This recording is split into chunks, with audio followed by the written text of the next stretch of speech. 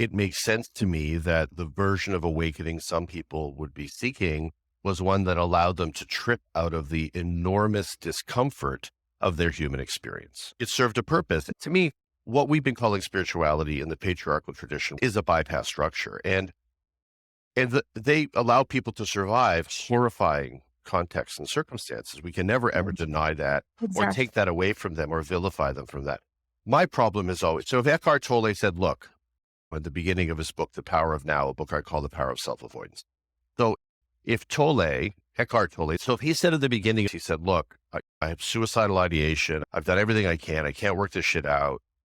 But I found a way of being, a way of relating to the moment, a way of experiencing the self or non-experiencing of the self that allows me to get from this horrifying inner world to some other safer harbor. I would not have any problem with that book. He can talk about witnessing all day Right. long, and I think that can be really helpful in all kinds of ways.